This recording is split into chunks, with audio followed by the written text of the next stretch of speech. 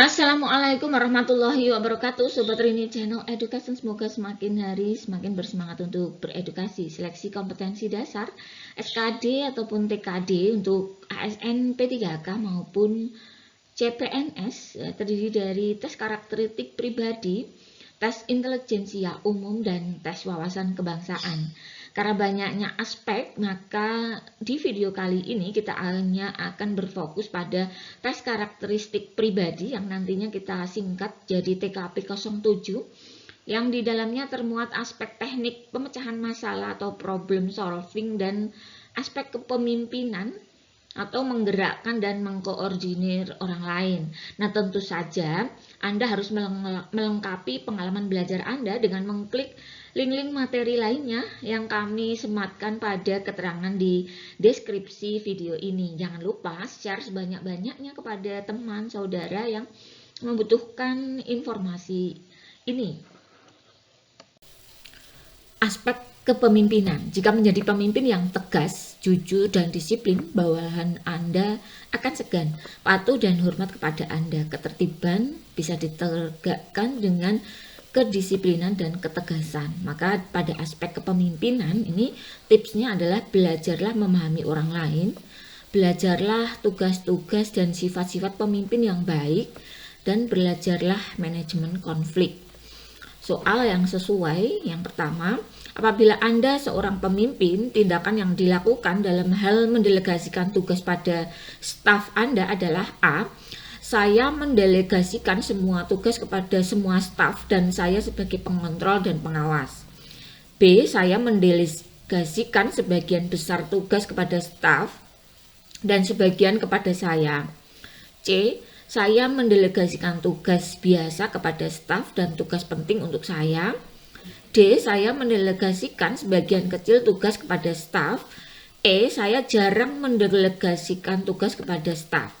Pembahasannya adalah untuk jawaban A, saya mendelegasikan semua tugas kepada semua staf dan saya sebagai pengontrol dan pengawas. Ini skornya 3 karena menunjukkan kemampuan dan dalam memimpin, menggerakkan dan mengkoordinir orang lain yang berlebihan. B, saya mendelegasikan sebagian besar tugas kepada staf dan sebagian kepada saya.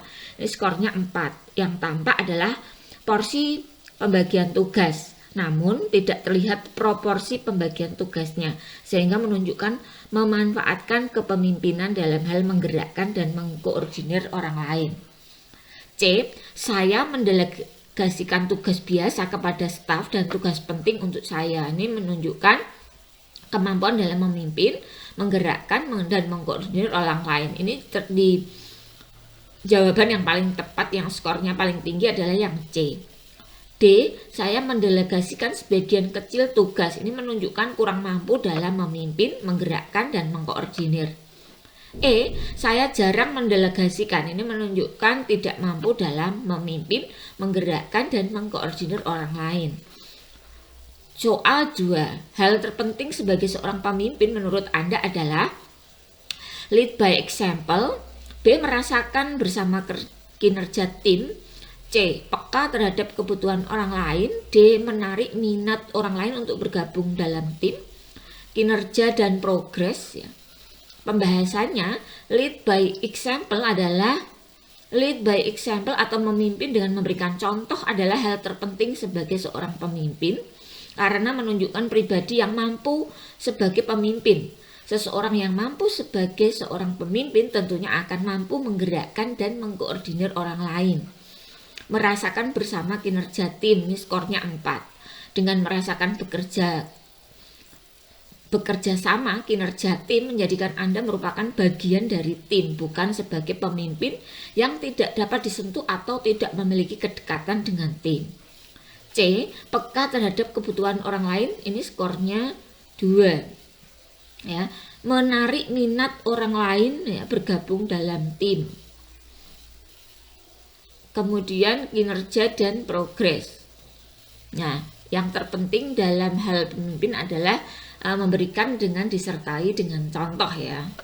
Kemudian Masalah akan selalu ada dimanapun kita berada dan bisa terjadi kapan saja. Masalah bukan untuk dihindari, namun dihadapi dengan cara yang tepat. Oleh karena itu dibutuhkan teknik pemecahan masalah. Aspek teknik pemecahan masalah diujikan untuk mengukur kemauan Anda dalam memecahkan suatu pemecahan permasalahan yang dihadapi sehari-hari, serta menunjukkan respon terbaik yang Anda tampilkan saat menghadapi masalah tersebut. Respon terburuk dari menghadapi masalah adalah menghindari atau emosi. Kemampuan dalam pemecahan masalah tidak dapat didapat dengan cara instan, namun merupakan proses belajar yang panjang. Semakin banyak pengalaman seseorang, maka semakin matang pula pemikirannya untuk memecahkan masalah. Tipsnya untuk aspek pemecahan masalah adalah perbanyak berinteraksi dengan orang lain tanpa membedakan golongan, perbanyak membaca dan dari berbagai sumber referensi, kenali beberapa teknik pemecahan masalah dan beberapa rekan kerja yang ahli di bidangnya. Contoh soalnya adalah: 1. Bagaimana Anda menilai sebuah permasalahan? A. Mempertimbangkan terlebih dahulu dengan memikirkannya. B. Meminta pendapat untuk mencari solusi. C. Menambah informasi, mempertimbangkan kemudian eksekusi. D. Melakukan sebisa mungkin sambil berpikir cara terbaik. E. Just do it, lakukan saja untuk menyelesaikannya. Pembahasannya adalah: A. Mempertimbangkan terlebih dahulu dengan memikirkannya, memiliki skor 4 karena sudah menunjukkan sikap yang tepat dalam pemecahan masalah, namun perlu ditambah dengan keberanian dalam mengambil tindakan. B. Meminta pendapat untuk mencari solusi, ini skornya 3. Meminta pendapat orang lain untuk mencari solusi adalah salah satu teknik pemecahan masalah. Apabila Anda perlu pertimbangan dalam pemecahan menghadapi masalah ya. C. Menambah informasi, mempertimbangkan kemudian eksekusi. Ini adalah skor yang paling tinggi karena menunjukkan sikap yang paling tepat dalam pemecahan masalah. Menambah informasi, mempertimbangkan, kemudian baru mengeksekusi. D. Melakukan sebisa mungkin sambil berpikir cara terbaik. Skornya adalah 2. Perlu ada pemahaman dalam skala prioritas yang dikerjakan sambil memikirkan cara terbaik, barulah diambil tindakan yang diperlukan. Just do it, lakukan saja untuk menyelesaikan. Ini skornya 1 karena perlu kita pahami bahwa melakukan tindakan yang keliru maka lebih baik 0 tindakan, dan memikirkan serta mencari solusi yang terbaik dalam waktu secepatnya, baru bertindak itu sesuai dengan yang diperlukan. Pertanyaan yang kedua, permasalahan ekonomi di Indonesia saat ini sedang sulit. Hal ini berimbas di tempat saya bekerja juga sedang mengalami permasalahan keuangan, sehingga ada isu pengefektifan pekerja. Pendapat saya terhadap kondisi ini adalah: saya akan bekerja seefektif mungkin dan berkontribusi dengan menawarkan solusi yang efektif dalam bekerja. B. Seharusnya pimpinan puncak dapat bertindak tegas dalam masalah ini. C. Tidak mempersoalkan masalah tersebut karena bukan bagian tugas saya. D. Pastikan bahwa kepala keuangan bertanggung jawab penuh terhadap masalah ini. E. Perlu menjelaskan permasalahan kondisi keuangan perusahaan kepada seluruh jajaran organisasi agar dapat mengevaluasi kembali rencana keuangan. Pembahasannya, yang pertama, saya akan bekerja seefektif mungkin dan berkontribusi dengan menawarkan solusi yang efektif dalam bekerja. Ini skor yang tertinggi karena menunjukkan sikap yang paling tepat. B. Seharusnya pimpinan puncak dapat bertindak tegas dalam masalah ini.